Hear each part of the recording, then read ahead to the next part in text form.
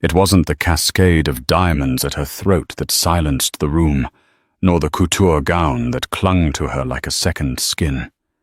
It was the look in her eyes. Standing on the precipice of public humiliation, Juliana Pennington watched her billionaire husband Arthur guide his young mistress across the ballroom floor. Anyone else might have shattered. But Juliana wasn't just a wife. She was an architect. And as he spun another woman in the spotlight he'd stolen from her, she made a decision. She wouldn't just expose their affair. She would detonate the very foundation of his empire. This isn't a story of heartbreak. It's the story of a queen taking back her kingdom, armed with nothing but a microphone and a truth more devastating than any affair. The grand ballroom of the Astoria Hotel was suffocating in its own opulence. A galaxy of crystal chandeliers rained down a cold, fractured light upon New York's elite. The air thick with the competing scents of expensive perfume and the faint metallic tang of ambition. This was the annual Starlight Children's Foundation Gala, an event Arthur Pennington, founder and CEO of Pennington Innovations, chaired with the proprietary air of a man who didn't just attend charity events, but owned the very concept of charity itself.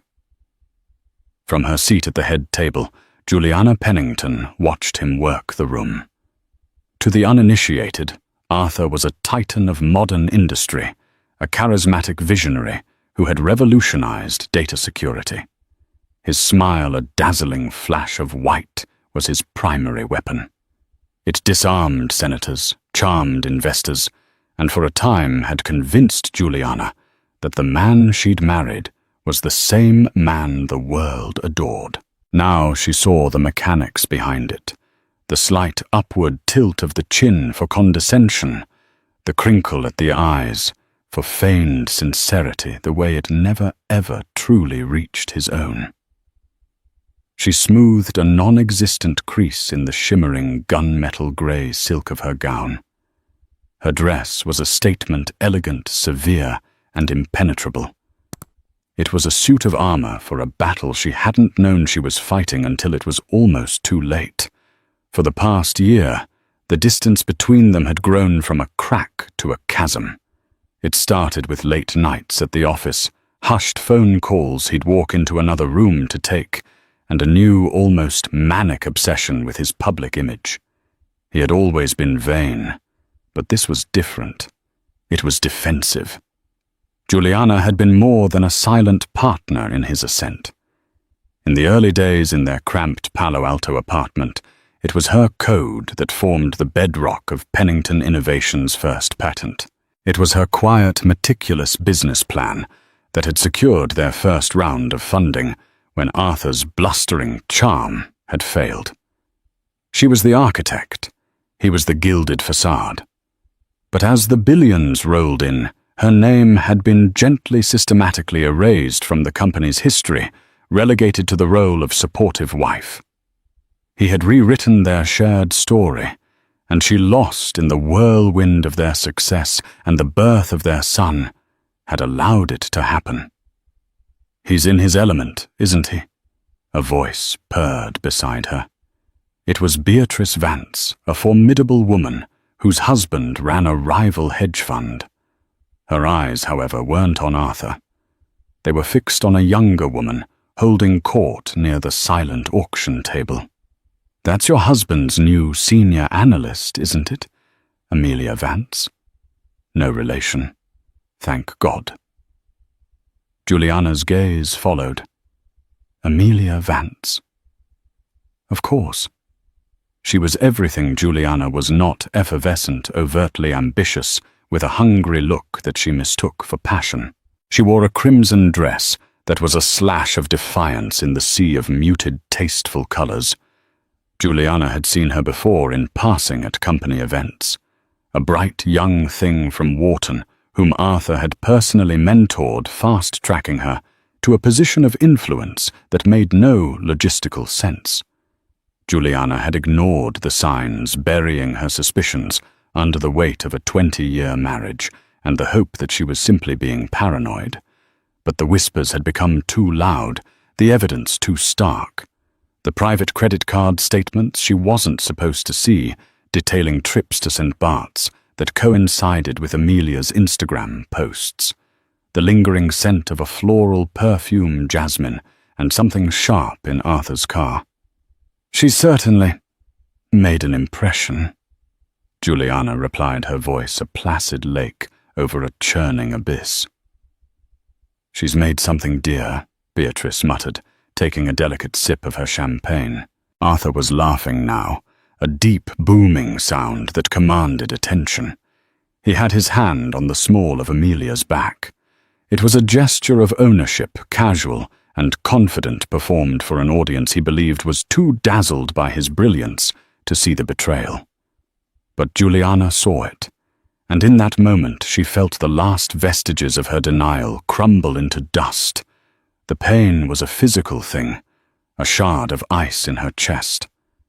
But beneath the pain, something else was crystallizing, a cold, hard resolve. She had tolerated the sidelining, the erasure of her contributions, the slow, painful death of their partnership. She had convinced herself it was the price of the life they had built, the price of stability for their son Alexander, who was safely away at boarding school, shielded from this toxic charade. But this public spectacle of humiliation was a line he had not just crossed, but danced upon. Arthur finally returned to the table, his face flushed with adoration, not for her, but from the sycophants he'd just left. "Juliana, darling, you're looking tense. Have a drink. Enjoy the evening we've put together." He gestured expansively, as if he had personally hung the chandeliers. "I am enjoying it, Arthur," she said, her voice unnervingly calm. "I'm finding it all very illuminating." His smile faltered for a fraction of a second. He searched her face, looking for the familiar acquiescence, the gentle deference he had come to expect. He found none. He saw only a stranger, a woman with eyes like polished steel. "Good," he said, turning away, already scanning the crowd for his next admirer. "The auction for the pediatric wing is about to begin. My speech is after. I'll expect you to be smiling." It wasn't a request. It was an order. One last order she would pretend to obey. As the lights dimmed and the auctioneer took the stage, Juliana discreetly slid her hand into her evening bag. She didn't touch the spare lipstick or the compact mirror. Her fingers closed around a small, sleek USB drive. It contained a different kind of truth. Not just the truth of his infidelity, but the truth of his success. The truth of a project codenamed Chimera. She had stumbled upon it by accident, looking for an old tax document on their home server. A mislabeled folder, a password that was, with grim irony, her own birthday. Inseen was a labyrinth of deception. Shell corporations falsified data reports submitted to investors, backdoors built into the security software they sold to Fortune 500 companies, software she had helped design. He had taken her brilliant protective code and twisted it into a skeleton key, selling security on the one hand, while creating vulnerabilities he could exploit on the other. And the architect of this fraudulent data scheme, the one who managed the flow of information and cooked the books. The project lead was listed as A. Vance. Amelia. It all clicked into place. The affair wasn't just a sordid dalliance. It was a business partnership. Amelia wasn't just a mistress. She was an accomplice. Arthur hadn't just betrayed his marriage. He had betrayed every client, every investor, and the very principles on which their empire was supposedly built. The auctioneer's voice droned on, listing off 7-figure bids for luxury vacations and priceless art. Juliana felt strangely detached, as if she were watching a film of her own life. She saw the path ahead with terrifying clarity. She could remain silent, keep her gilded cage, and let the poison spread. Or she could burn it all to the ground. Arthur patted her hand, a perfunctory, possessive gesture. "Get ready to be proud of me, darling." "Oh, Arthur," she said, looking him directly in the eye, a faint, chilling smile touching her lips. "I have no doubt that tonight will be a night you'll never forget." The final bid for a week on Richard Branson's private island closed at a staggering $2 million, drawing a wave of performative applause. The auctioneer, a man with a voice as smooth as aged whiskey, beamed at the crowd. "And now, ladies and gentlemen, it is my distinct honor to introduce the man whose vision and generosity make nights like this possible. The chairman of the Starlight Children's Foundation, the titan of technology. Please welcome Mr. Arthur Pennington." A spotlight found Arthur as he rose from his chair. He buttoned his tuxedo jacket, basking in the adulation. He gave Juliana's shoulder a final proprietary squeeze. "Here we go," he whispered, his breath smelling of champagne and self-satisfaction. He strode toward the stage, his gait filled with the unshakable confidence of a man who believed he was the master of his own universe. Juliana watched him go, her heart a cold, heavy stone in her chest. This was the moment. The point of no return. Arthur's speech was exactly what she expected, a masterful tapestry of feigned humility and carefully crafted sound bites. He spoke of hope, of legacy, of the profound responsibility that came with great wealth. He painted a picture of himself as a benevolent king, bestowing his blessings upon the less fortunate. The crowd was captivated, hanging on every word. "We are not just building a company," he declared, his voice resonating with rehearsed passion. "We are building a better future, a more secure future for our children." Juliana almost laughed at the irony. A secure future built on a foundation of lies. Then came the part she knew was coming, the part that was for an audience of one, Amelia. "And of course, none of this is possible without inspiration," Arthur continued, letting his gaze drift from the teleprompter. He scanned the crowd, and with the subtlety of a freight train, his eyes landed on the slash of crimson in the third row. He smiled, a private, intimate smile that was horrifyingly public, to the fire that fuels the engine, to the spark of brilliance that challenges us to be better. The room was silent, but 1,000 unspoken messages crackled in the air. People shifted in their seats. Glances were exchanged. The temperature seemed to drop several degrees. Juliana felt the stares of 100 people, a mixture of pity and morbid curiosity. She was no longer Juliana Pennington, a woman of substance and intellect. She was the wife, a tragic figure in a drama not of her own making. The humiliation was a physical force pressing down on her, trying to crush her. She could feel her composure threatening to crack. The sting of tears pricked at the back of her eyes. She could flee. She could run to the powder room and collapse in a heap of grey silk and shattered dignity. That was what everyone expected. That was what he expected. But as she looked at Arthur preening on stage, and at Amelia, who was now looking down with a demure yet triumphant smile, the grief inside her flash froze into something harder, something more potent rage. A pure, clarifying rage that burned away the pain and left only purpose. He was not just disrespecting her. He was using this stage, this noble cause, as a backdrop for his sordid little power play. He was desecrating the memory of the company they had built together, the dreams they had once shared. Arthur finished his speech to thunderous applause and a standing ovation. As the lights came up slightly, a live orchestra began to play a soft, romantic ballad. It was the signal for the ceremonial first dance. Traditionally, the chairman and his wife would take the floor. Arthur descended the stage, his face aglow. He walked right past Juliana. The room held its collective breath.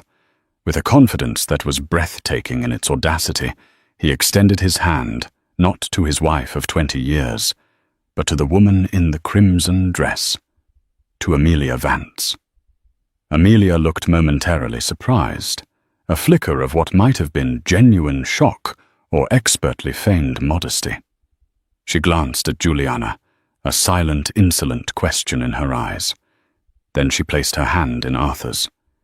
The gasps were audible now, sharp intakes of breath rippling through the ballroom. Beatrice Vance, sitting beside Juliana, reached out and placed a hand on her arm. "That man," she hissed, "has no soul." Juliana didn't flinch.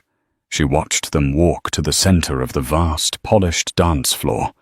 The orchestra, after a moment of confused hesitation, swelled into the melody of a classic waltz. Arthur placed one hand on Amelia's waist, the other engulfing her hand, and began to move.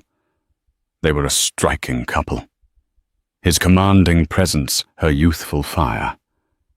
They moved with a practiced ease that spoke of hours spent together away from the prying eyes of the world. Now they were broadcasting their intimacy, turning the dance floor into their own private island, inviting 1,000 people to witness Juliana's ultimate disgrace. Every turn, every dip, every shared smile was a fresh cut. He was erasing her, publicly replacing her, declaring her obsolete. The pitying stares intensified, but Juliana no longer felt them. She was insulated by her newfound purpose. She was no longer watching a betrayal. She was watching a target position himself perfectly in her sights. She rose from her chair. Her movement was so deliberate, so calm, that it commanded more attention than a hysterical outburst ever could. Beatrice's hand fell away. A hush began to spread from their table outwards, as people noticed the wife, the scorned wife, was now on her feet. She did not look at the dancing couple. Her eyes were fixed on the stage, which the MC was now approaching to thank Arthur for his speech. Juliana's path was clear. With a straight back and a steady, measured pace, she began to walk. She walked past tables of stunned onlookers, her gunmetal grey dress a whisper of steel moving through the gilded chaos. Arthur lost in his triumph, and Amelia's adoring gaze hadn't noticed. He spun his mistress in a final dramatic flourish as the song came to its end, her red dress flaring around them like a flame. By the time he looked up, basking in the awkward, scattered applause, it was too late. Juliana had already reached the side of the stage. The MC, a local news anchor named Michael Shaw, saw her approaching, his professional smile faltering into confusion. "Mrs. Pennington," he asked, his voice low. "Is everything all right?" Juliana didn't answer him. Her eyes were locked on the lectern in the center of the stage. The microphone was still live. She ascended the 3 short steps. The spotlight, which had been fading, suddenly found her. The room fell into a deep, profound silence. On the dance floor, Arthur froze. The smug, triumphant look on his face evaporated, replaced by a dawning horror. He saw his wife standing on his stage, in his spotlight. And for the first time that evening, Arthur Pennington looked afraid. Juliana stepped up to the lectern, her gloved hands gripping its sides. She leaned toward the microphone, her heart hammering against her ribs, a wild, terrifying drumbeat of liberation. She took a breath and looked out, not at the crowd, but directly at her husband. The silence in the Astoria Grand Ballroom was a living entity. It was absolute, heavier than the crystal chandeliers, deeper than the pockets of the men and women who now stared utterly transfixed at the woman on the stage. The orchestra had trailed off into a confused discordance before falling quiet. Waitstaff froze mid-stride trays of champagne glasses held aloft like offerings to a new unpredictable deity. Juliana Pennington stood in the lone spotlight, a figure carved from ice and will. She didn't weep. She didn't scream. Her poise was more unsettling than any display of hysteria could ever be. Her gaze remained locked on Arthur, who was still standing in the middle of the dance floor. Amelia, a scarlet shadow at his side. He looked like a man who had just seen a ghost, the ghost of a woman he thought he had successfully buried. "Good evening," Juliana said. Her voice, amplified by the state-of-the-art sound system, was crisp and clear. It cut through the silence like a scalpel. There was no tremor, no hint of tears. It was the voice she used in boardrooms, the voice of calm, irrefutable authority he hadn't heard in years. "I apologize for the interruption." She paused, letting the statement hang in the air, dripping with an irony so thick it was almost tangible. But my husband, in his wonderful speech, spoke of inspiration, of legacy, and it moved me. It moved me to share a more complete version of the story. A nervous murmur rippled through the audience. This was no longer just a marital spat. It was becoming a public execution. Marcus Thorne, a veteran reporter for the New York Times, who was seated near the front, had already discreetly activated the voice recorder on his phone. Juliana's eyes scanned the room, acknowledging the powerful faces staring back at her. "Many of you in this room are investors in Pennington Innovations. You are partners. You have entrusted my husband with your capital, your confidence, and your own corporate security. You believe in the story of a brilliant man who built an unbreachable fortress to protect the world's data." She let her gaze drift back to Arthur. "It is a wonderful story. And like all the best stories, it is a magnificent fiction." A collective gasp went through the room. Arthur took a step forward, his face a mask of fury and disbelief. "Juliana, what in God's name do you think you're doing?" "Get off that stage." His voice was a harsh whisper, but in the unnerving quiet it carried. Juliana ignored him, her focus absolute. Arthur is right about one thing. He didn't do it alone. In the beginning, we were partners. While he was the face, the voice, the dazzling salesman, I was the architect. I wrote the foundational code for our Sentinel security suite. My algorithm, my design. A design based on a simple sacred principle, inviolability. She leaned closer to the microphone, her voice dropping slightly, drawing the audience in. A fortress has walls to keep people out, but the most effective fortress, the most profitable one, has a secret door that only the king can open. For years, I believed we were building walls. I was wrong. My husband and his protégé have been building doors. The spotlight felt hot on her skin, but inside she was ice cold. She saw Amelia's face now, the color draining from it, the triumphant smirk replaced by a dawning, panicked comprehension. "I believe the board members from Sterling Cooper Capital are here tonight." Juliana asked, her tone deceptively pleasant. She scanned the front tables. A few men in bespoke suits shifted uncomfortably. "And the representatives from the Viridian Group. Your companies, along with 24 other Fortune 500 firms, are flagship clients of our Sentinel-class security." She didn't need to wait for a reply. "I'm sure you'll be fascinated to learn then about Project Chimera. The name landed like a stone in a still pond. There was no recognition from the audience, but on the dance floor, Arthur flinched as if he'd been struck. Amelia took an involuntary step back, her eyes wide with terror.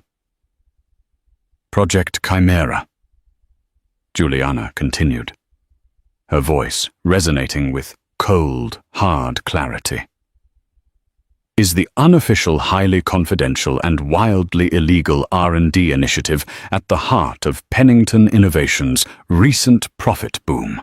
It's a simple, elegant piece of fraud. While we sell you impenetrable security, Project Chimera actively develops and maintains a series of master backdoors in that very software. We sell the lock, and we sell the skeleton key. The room erupted. The low murmur exploded into a roar of shock and outrage. The scene devolved into chaos. Phones were not just out, they were held high recording. Marcus Thorne was already on his feet, moving toward the stage. Arthur finally broke from his paralysis. Lies! She's hysterical security! He bellowed, his voice cracking with desperation. He started moving toward the stage, pushing through the throng of onlookers. My wife is unwell. She's having a breakdown. Am I? Juliana's voice sliced through the din, regaining control. She held up her left hand, and in it the small USB drive she had taken from her purse. It glinted under the spotlight. This is not hysteria. This is data. This is a complete internal audit of Project Chimera. Codenames, timelines, encrypted communications. It contains the schematics of the back doors, a list of every client who has been compromised, and most importantly, the offshore accounts in the Cayman Islands, where the profits from this special access have been diverted. She looked directly at Amelia, whose face was now a ghastly shade of white against her crimson dress. It also includes every single progress report and financial transfer authorized by the project's lead analyst, a very bright, very ambitious young woman named Amelia Vance. The match had been struck. The inferno was about to begin.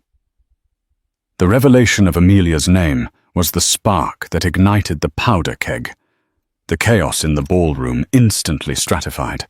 The merely curious backed away, creating a ring of horrified spectators. The personally invested, the board members, the investors, the high-powered clients surged forward, their faces contorted with rage and disbelief. Shouts of, "What is she talking about? And is this true?" echoed off the frescoed ceiling. Amelia Vance looked as though the floor had vanished from beneath her feet. Her carefully constructed world of ambition, seduction, and power had been vaporized in a single, perfectly enunciated sentence. She looked from Juliana's cold, implacable face on the stage to Arthur's approaching storm of fury, and her composure shattered. She was no longer a brilliant analyst or a coveted mistress. She was a cornered animal. "He made me," she stammered, the words barely audible, directed at no one and everyone. "He told me it was a contingency, a security stress test." Arthur finally reached the foot of the stage, his handsome face purple with rage. Two burly security guards in ill-fitting tuxedos were close behind him. "Shut her up," he roared at them, pointing a trembling finger at his wife. "Get that microphone away from her. Now." But the guards hesitated, caught between the fury of their billionaire benefactor and the surreal high-stakes drama unfolding before them. They were security for a charity gala, prepared for drunkards and gate crashers, not for the live broadcast implosion of a corporate empire. Juliana held her ground, the USB drive held up like a talisman. "Ask him about the Axiom Holdings account number 7345B at the Grand Cayman National Bank." She projected her voice, overriding the rising tide of noise. An account opened 6 months ago. An account that received 3 separate 7-figure wire transfers from a shell corporation based in Panama. A shell corporation whose sole purpose is to sell proprietary client data, your data, to the highest bidder on the dark web. A man in the front, a portly executive Juliana recognized as Robert Mayfield, CEO of a major logistics firm, turned on Arthur. "My God, Arthur, we just signed a 9-figure security contract with you last month. Is what she's saying true?" "It's slander. It's corporate espionage," Arthur yelled, finally scrambling up the side of the stage himself, his elegant tuxedo now disheveled. He lunged for the lectern, for the microphone for his wife. Juliana stepped back, calmly, pulling the microphone from its stand with a practiced movement. She never took her eyes off him. "He will tell you I'm vindictive. He will tell you I'm a scorned woman, seeking revenge for his infidelity." She gestured with her free hand toward the dance floor, where Amelia stood weeping openly now. "And he is not wrong. I am a scorned woman. He made sure of that tonight. But my hurt is irrelevant. This," she held up the USB drive again, "is not about my marriage. It's about his fraud." The security guards, spurred into action by Arthur's physical presence on the stage, finally moved toward her. But it was too late. The damage was done. Every phone in the room was a weapon aimed at Arthur Pennington. Marcus Thorne of the Times was already dictating furiously to his editor. "That's PROJECTCHIMERA. Yes, it's the wife. On stage. Get a team ready." Arthur reached Juliana, his hand grabbing her arm. His fingers dug into her flesh like talons. "You're destroying us," he hissed, his charismatic mask completely gone, revealing the snarling, desperate man beneath. "You're destroying everything." "No," Arthur, Juliana said, her voice dropping to a near whisper, meant only for him, though the microphone still carried it to the silent watching room. "You destroyed us. You destroyed it all the moment you decided your genius was a license to steal. I'm just turning on the lights." She wrenched her arm from his grasp with a strength that surprised them both. At that moment, the hotel security, finally realizing the situation was far beyond the capabilities of the event staff, arrived in force. They were professional, organized, and moved with purpose, creating a cordon around the stage. Arthur, seeing the new uniforms, seeing the professional calm in their eyes, seemed to shrink. The fight went out of him, replaced by the cold, stark terror of a man who had just lost complete control. He looked out at the sea of faces, former friends, former allies, former admirers, and saw only condemnation. He saw his legacy turning to ash. Down on the floor, the scene was one of utter pandemonium. Amelia Vance, seeing the professional security and hearing the shouts for the SEC and federal investigators, made a desperate move. She turned and fled, pushing past stunned guests, her crimson dress a blur. She ran for the exit, sobbing a high-pitched, panicked sound. She didn't get far. 2 of the hotel security men intercepted her before she could reach the lobby, holding her gently but firmly by the arms. Her flight was an admission of guilt more damning than any document. On stage, Juliana stood poised and still amidst the wreckage she had wrought. She looked at the man she had loved, the man with whom she had built a life and an empire, and felt a profound, aching emptiness.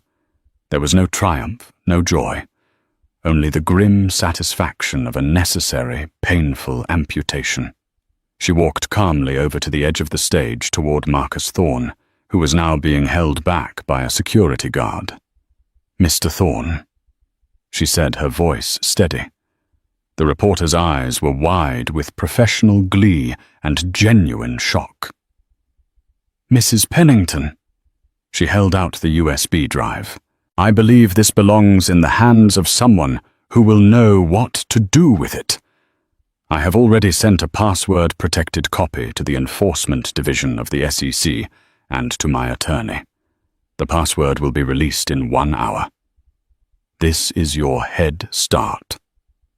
Thorne's hand shot out, taking the small piece of plastic and metal as if it were the Holy Grail. "Mrs. Pennington, why?" he asked the journalist in him, unable to resist the question. Juliana looked back at Arthur, who was now being quietly but firmly escorted off the other side of the stage, his face slack with shock. Because she said the microphone, catching her final devastating words before a guard finally cut the power. Some of us still believe that a fortress should protect the people inside, not just the king on his throne. The spotlight died. The ballroom was plunged into a babble of frantic conversation and the harsh functional light of the hotel's main fixtures. The party was over. The inferno had just begun. The hours that followed were a blur of structured chaos. The Starlight Children's Foundation. Gala did not so much end as it was quarantined, becoming the epicenter of a story that was already exploding across the globe. The Astoria Hotel, in cooperation with the NYPD, who had arrived with quiet, grim efficiency, locked the ballroom down. No one was allowed to leave without giving a preliminary statement. Juliana was escorted not to a police car, but to a private suite on one of the upper floors, her attorney Benjamin Carter having been summoned and arriving with the speed of a man who knew his billing hour for this night would become legendary. He was a small, precise man with eyes that missed nothing. He found Juliana standing by the vast window, looking down at the river of red and blue lights flashing silently on the street below. Her armor, the gunmetal grey dress, now felt impossibly heavy. "The SEC has already been in touch," Ben said, his voice calm and grounding. "They received your package. They have the password. An emergency injunction is being filed to freeze all Pennington Innovations assets, personal and corporate. Arthur and Ms. Vance are being held for questioning in separate locations.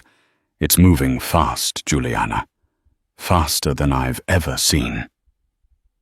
"Good," she said, her voice distant. She hadn't asked about her son, Alexander. He was safe at his school hundreds of miles away, but she knew this tidal wave would reach him eventually. The thought was a fresh stab of pain, a cost she had calculated, but still dreaded paying. Marcus Thorne's initial online report broke the internet an hour ago. Ben continued looking at his phone. "The Pennington Papers," he's calling it. "The stock is already in freefall in after-hours trading. It will be worthless by morning. You didn't just expose a fraud, Juliana. You decapitated a multinational corporation." She turned from the window. "It was a cancer. I removed it, and the patient is dead," Ben countered softly. "Thousands of employees, pension funds, an entire ecosystem. We'll be better off once the rot is gone." She finished, her voice hardening again. Those employees were working for a criminal enterprise. Their pensions were invested in a lie. The truth is always brutal, Ben. That doesn't make it wrong. He saw the unshakable conviction in her eyes and nodded slowly. "The district attorney's office will want to offer you immunity in exchange for your full testimony." "I don't need immunity," she replied. "I haven't broken any laws." "Juliana," he said, his tone sharpening with professional concern. "You were on the board. You were a co-founder. They will argue you must have known. that your silence was complicity. This was the part she had prepared for the move in the chess game she knew was coming. I have my own documentation, my logs, my own internal audits from the moment I suspected something was wrong. Voicemails I saved, emails I flagged. I have a clear documented timeline of my own discovery. My internal objections to Arthur, which were dismissed, and my decision to act once I had irrefutable proof. I am not an accomplice. I am the key witness. Ben stared at her, a slow smile of pure admiration spreading across his face. You magnificent woman. You didn't just bring a bomb to the party. You built the fallout shelter first. For the first time that night, a flicker of something other than ice and pain touched Juliana's lips. It wasn't a smile, but it was close. A good architect always plans for demolition. Downstairs, the gilded cage had become an interrogation room. Arthur Pennington, stripped of his charm and his power, sat in a hotel conference room that now served as a makeshift command post. His bravado had evaporated, replaced by a sullen, petulant silence.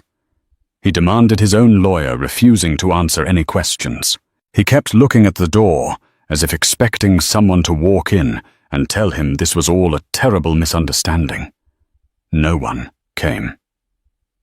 In another room, Amelia Vance had crumbled completely.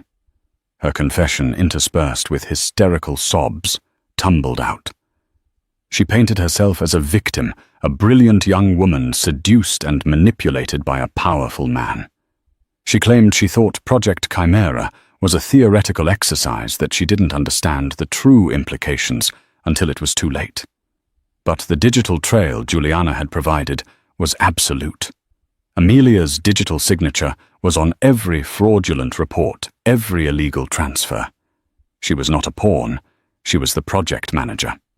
Her desperation was not that of an innocent, but of a co-conspirator who had been outplayed.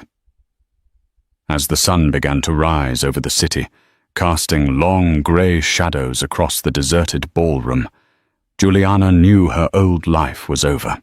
The homes, the jets, the status, all of it was gone, incinerated in the fire she had started. The name Pennington, once a symbol of innovation and success, would now be synonymous with disgrace. Ben finally closed his briefcase. They're ready for you to give your formal statement. After that, I'm taking you to a secure location. The press is already camped outside your townhouse. It's going to be a storm. Juliana nodded. She felt strangely calm. The weight of her secret of her husband's betrayal had been lifted. In its place was a vast, uncertain future. She had lost her past and torched her present. But for the first time in a very long time, she felt free. As they walked toward the door, Ben paused. Are you ready for this? Juliana looked at her reflection in the dark glass of the hotel window. The exhausted woman in the impossibly expensive dress looked back at her. The queen was in ruins. Her castle was gone. But she was still the queen. I've been ready for a long time, she said. Let's begin. She had walked into the gala as a billionaire's wife. She was walking out as the architect of his downfall, the guardian of a truth he had tried to bury, and the master of her own uncertain fate. The dance was over, but her new life was just beginning. 6 weeks. It had been 6 weeks since the world had tilted on its axis in the Astoria Grand Ballroom. For Juliana, time had become a strange, fluid concept. The days were long and quiet, marked only by the shifting tides outside the windows of the secluded Hamptons beach house where Ben Carter had installed her. The nights were longer, filled with the phantom echoes of a life that no longer existed. The storm she had unleashed had been more ferocious than even she had anticipated. Pennington Innovations ceased to exist within 48 hours of her speech. The stock, which had once been the darling of the Nasdaq, was delisted after its value was reduced to fractions of a cent. The sleek glass and steel headquarters in Silicon Valley, once a symbol of impenetrable security, was now a tomb swarmed by federal agents and court-appointed liquidators picking over its bones. The media had dubbed it the Great Unraveling. Arthur and Amelia were no longer just disgraced figures from a society gala. They were characters in a federal indictment. Their journey through the legal system was a spectacle of contrasts. Arthur, released on a multi-million-dollar bail bond secured against the last of his untainted assets, was a portrait of belligerent denial. Photographed entering his lawyer's office, he was always impeccably dressed, his face set in a scowl of indignation. His legal strategy was aggressive and ugly to paint Juliana as a mentally unstable, vindictive shrew who conspired with corporate rivals to destroy him out of jealousy.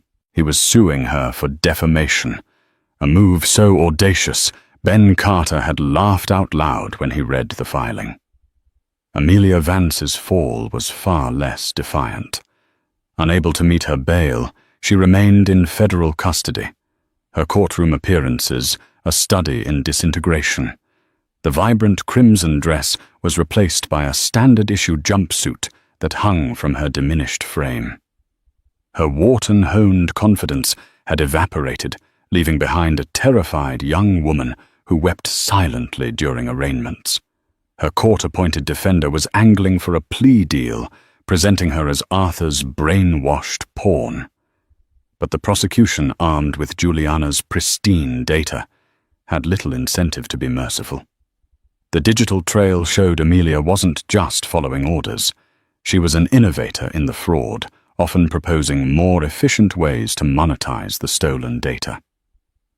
Juliana followed the proceedings with a detached sense of duty, reading the updates Ben sent her each morning. She felt no satisfaction in their ruin, only a grim sense of inevitability, as if she were reading the final pages of a history book she had been forced to write.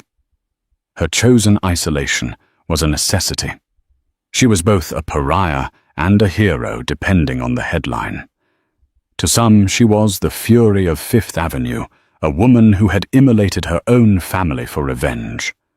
To others, especially in tech and finance circles, she was the architect, a whistleblower of unparalleled courage. She had received letters of support from cybersecurity experts and anonymous, grateful notes from employees of evil companies who had long suspected Pennington's underhanded dealings. She had also received death threats, vile misogynistic emails that Ben's security team filtered out, but whose existence was a constant low-level hum of menace. The true cost of her actions, the one that kept her awake at night, was Alexander. He had been shielded at his boarding school, the administration, creating a protective bubble around him. But the news was inescapable. His father was a world-famous felon. His mother was the one who had exposed him. For the first few weeks, their calls had been stilted and painful, full of long silences. He was confused, angry, and ashamed, and she didn't know how to fix it. That changed on a crisp Saturday morning when a black SUV crunched up the gravel driveway. Alexander emerged taller than she remembered his face, a careful mask of neutrality. He had Ben's driver with him, but he walked to the door alone. She met him on the porch, the salty wind whipping strands of hair across her face. For a moment, they just stood there, a mother and son, separated by a chasm of scandal. "Hi, Mum," he said, his voice deeper than she was used to. "Alexander." She breathed, her heart aching. "Thank you for coming." Inside, she made him tea, the simple domestic act feeling foreign and profound. They sat in the sun-drenched living room, the silence between them less tense now, more questioning. "I read the full indictment," he said, finally, not looking at her. "The one the Times published. All the details about Project Chimera." Juliana gripped her mug. I see. He finally lifted his head, and his eyes, so much like her own, were clear. He used my birthday as the password for the offshore holding account. The main one. The casual cruelty of it hit Juliana with the force of a physical blow. She had known the password to the initial folder was her birthday, a sick piece of poetic irony. But for Arthur to use their son's birth date to secure the profits of his greatest crime was a level of profane narcissism that still had the power to shock her. He told me it was all your fault, Alexander said, his voice thick with emotion. That you were crazy, that you were trying to hurt him because of her. What do you believe? Juliana asked, her voice quiet. I believe he's a liar, Alexander said, a single tear tracing a path down his cheek. He wiped it away angrily. I believe he used everyone. He used you, he used me, he used all those people who worked for him. He lied to my face. He told me the company was something to be proud of, that I would run it one day. He let out a bitter, humorless laugh. Some legacy, huh? In that moment, the chasm closed. Juliana moved to sit beside him, wrapping her arms around her son, who was now trembling with the grief and rage he had held in for weeks. He leaned into her, and for the first time since he was a small boy, he cried in his mother's arms. She had destroyed his father's kingdom, but she had saved her son from ever having to rule it. Later that week, Ben Carter arrived with news that wasn't about the ongoing legal battle. He carried a leather-bound portfolio and wore an expression she couldn't quite decipher.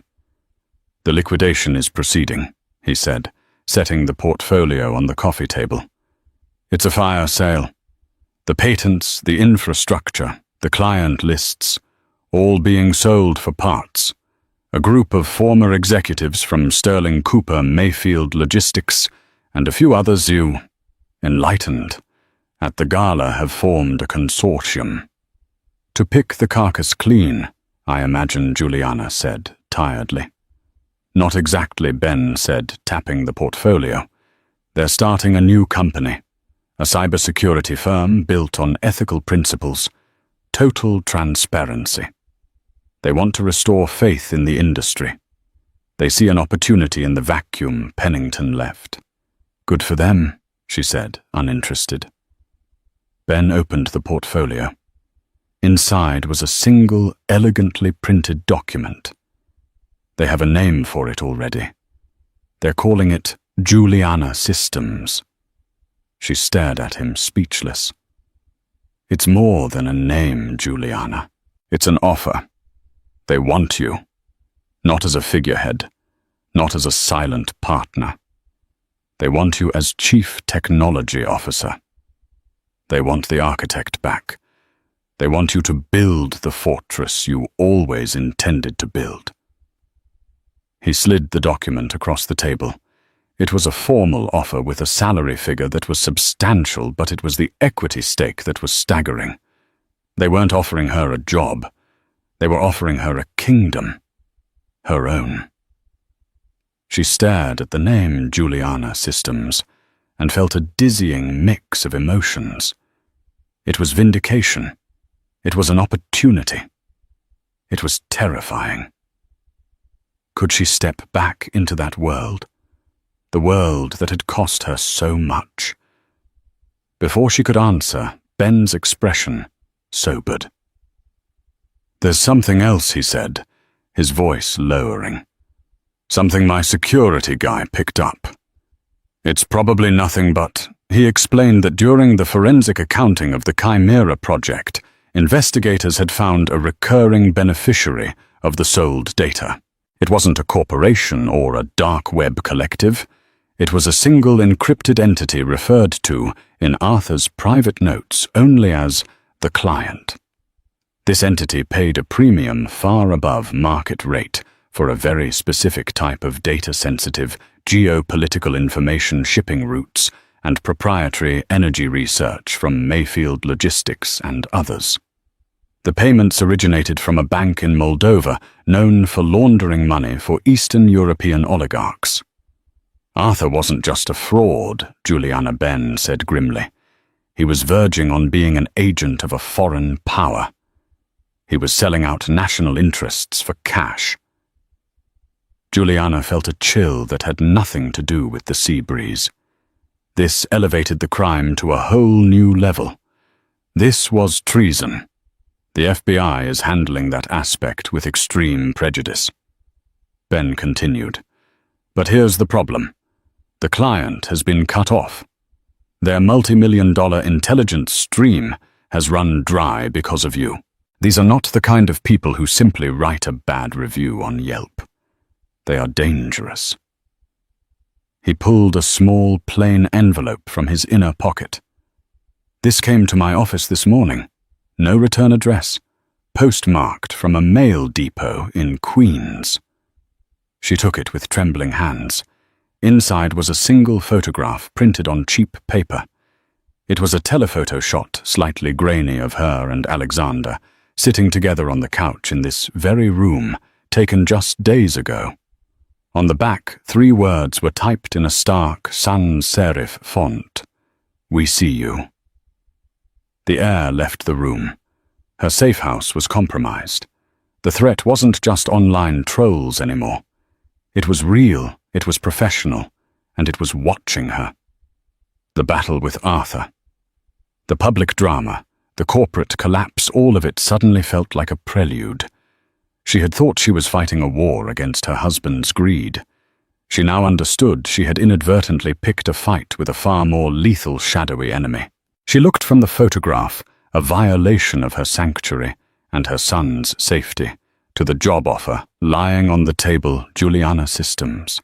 One represented the terrifying consequence of her actions, the other the potential for a powerful redemption. They were 2 sides of the same coin, her past and her future. The fear was a cold knot in her stomach, but as she looked at her name on that document, something else ignited within her. It was the same cold, clarifying rage she had felt at the Gala. These people, these faceless monsters, thought they could intimidate her, thought she would run and hide. They had mistaken her for someone else. She slid the photograph back into the envelope and pushed it aside. She picked up the offer from Juliana Systems. Ben, she said, her voice devoid of any tremor. Call them. Tell them I accept. Her eyes met his, and he could see the steel returning. But I have some conditions. The first is that my new company's first client will be the United States government. And our first project, she said, her voice dropping to a steely whisper, will be to design a system so secure it can hunt down the very people who think they can hide in the shadows. I'm not going to be their victim. I'm going to be their competition. So the empire of glass and lies shattered on the floor of the Astoria ballroom. Arthur Pennington, the Titan, was brought down, not by a market crash or a corporate raider, but by the quiet, methodical wife he had underestimated. Juliana walked away from the wreckage, trading a life of gilded misery for a future she would write on her own terms. But the story doesn't end there. What happens to the thousands of employees? I hope you enjoyed this thrilling journey. On a scale of 1 to 10, how would you rate this story? Let me know in the comments below. Your feedback inspires more epic tales.